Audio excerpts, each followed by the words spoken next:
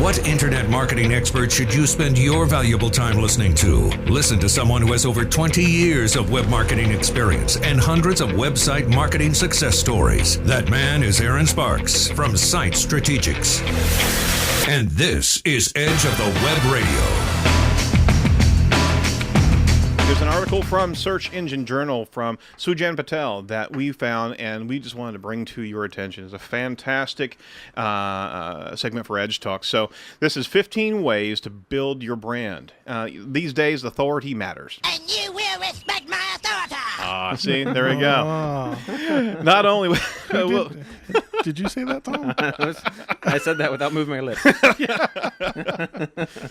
Not only will building your brand's authority help create the necessary SEO signals to improve your site's natural search performance, it'll also create additional streams of traffic to your website and create the kind of consumer goodwill that leads to conversions.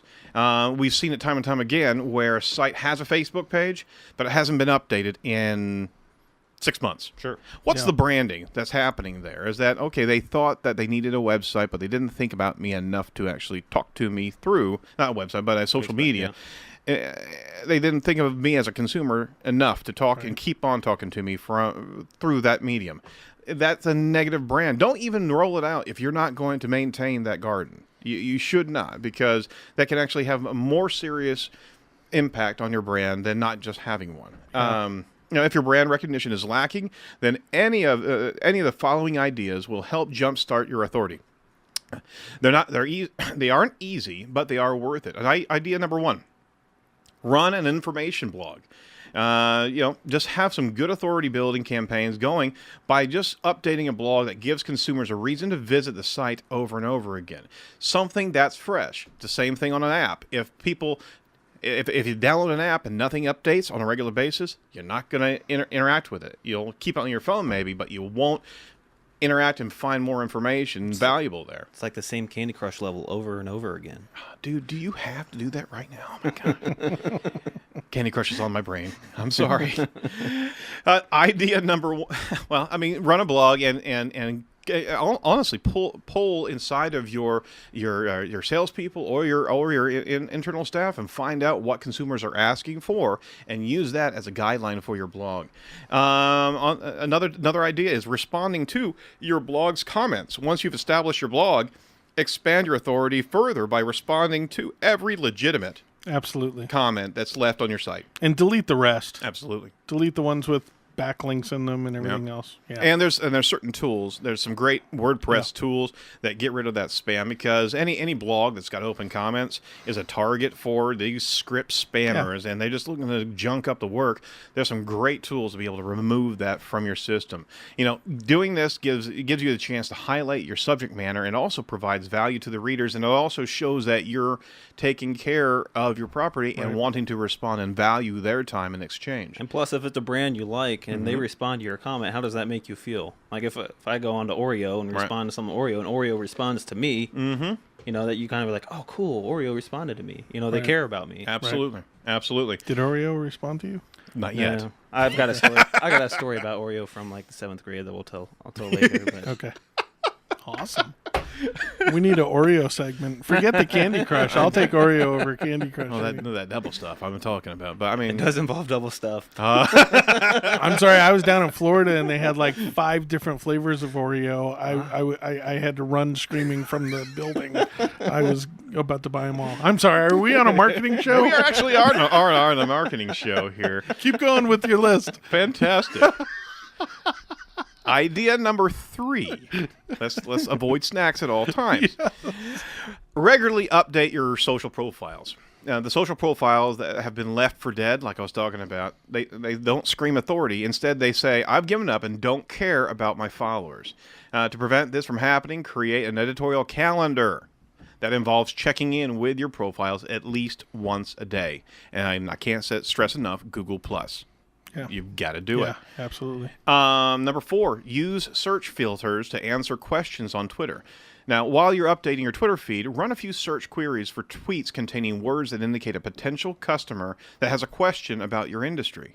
Taking a few minutes to post a quick reply to the tweet will turn you into a go-to source of knowledge in your field. That's pretty deft ideas there. That's going to help out a lot. Yeah, I see a lot of companies that are responding. A competitor to Staples responds, or a customer responds to Staples and has a bad experience. Another company will come in and say, "Hey, here's 15% off coupon to use our system." So they're trying to scoop that Nice. communication. That's Absolutely. fantastic. Idea 5. Guest blog on industry websites. I mean, that's I'm sorry guys, that's link building. That's link earning now, is that you have to know what you're talking about. You go out there not with comments, but you go out there leading the charge, knowing your industry. So guest blogging is a powerful and well-known approach to authority building, as it allows you to get your name in front of an established audience. Depending on the caliber of the site that you post on, the implicit endorsement of that peer website hosting your guest blog can go a long way to building your brand's perceived authority. That's very, very just avoid sage advice. heavy keyword backlinking. And just be absolutely. natural, right? Be natural. Try to avoid at all costs anything that looks like you're trying to game the system, because you're trying to be authoritative. You're not trying to build a link. Right, as if there's no link that would be coming from this. Exactly. Yep. Yeah. Idea number 6. Hey, start a YouTube channel. Start a how-to YouTube channel. YouTube is huge. We all know that. With over 6 billion hours of footage watched each and every month, publishing quality content to this video sharing site is a great way to be able to build your brand and get your brand noticed.